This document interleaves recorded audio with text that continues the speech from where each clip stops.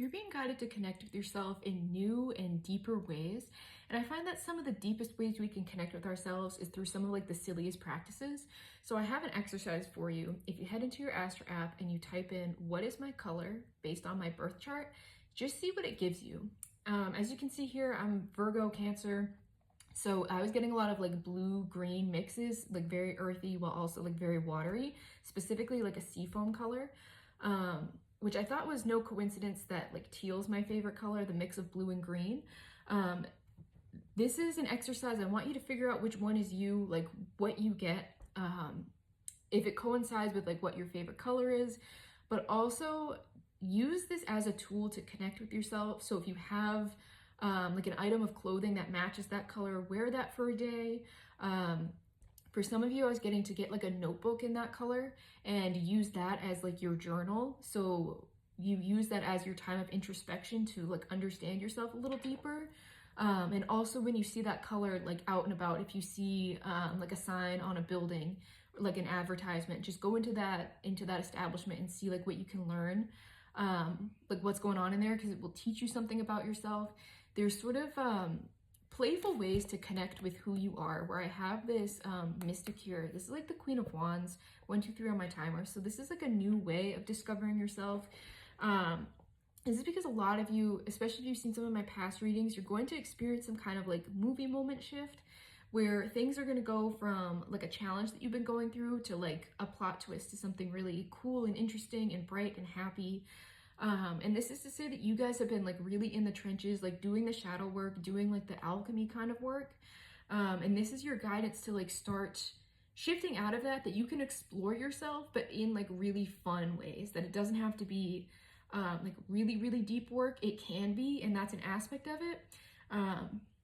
But anything done in excess can become an addiction, and that can happen with healing as well.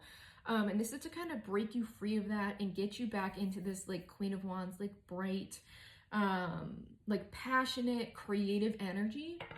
And this also may be interesting for some of you, like a lot of fashion has been coming through in my channels as well, is that if you've been guided to like change up your style a little bit, maybe change up your hair, maybe you want to dye your hair that color, maybe you want to get your nails done that color, buy clothes that color, make clothes that color, who knows, get shoes, what have you. There's a very like uplifting energy with this, like have fun with it. See what it has to tell. Yeah, I split to the sun. So the sun in this Queen of Wands energy is that, especially where the Queen of Wands is the mystic in this deck, is that you can still be tapped into what you do and what you love and still be that like deep presence that you are, while also embracing the lighter sides of life. This is to say that we're here to have a human experience. Yeah, this is saying that you have mastered. You've been through this level of self-mastery, and now it's time for you to like expand back into that human experience again. And that's part of it, is by like engaging with the world in both deep ways, but also in the superficial ways that, you know, we're here to experience. And I know that can be kind of seen as like taboo in the spiritual community, like you don't want anything superficial, but we are here to have a human experience. Yeah. This is, you've definitely been guided to do some self-concept work. So this color can also symbolize you stepping into a brighter energy.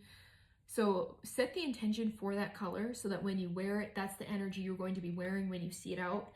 You'll know you're either on the right path or that's a place that you want to stop by. Use it as a guide. And there's you're stepping out of this energy of like fighting with yourself, and you're going more of like go with the flow. You're definitely shifting into something new with this shapeshifter card here. And this card just keeps coming out in all of my readings, this Dream World card in reverse, which has been in the context of you're stepping into like your dream life that you didn't necessarily know was going to happen. So this can also be like a color that you associate with confidence, or you stepping into this version of you that deserves everything that they've created for themselves.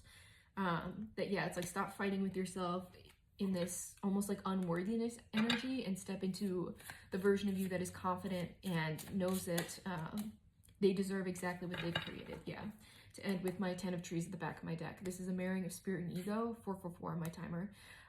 It's like the 10 of pentacles in the traditional deck, which is a card of like abundance, and prosperity. In this particular deck, I see it as having the ability to not just care for yourself, but also care for your community.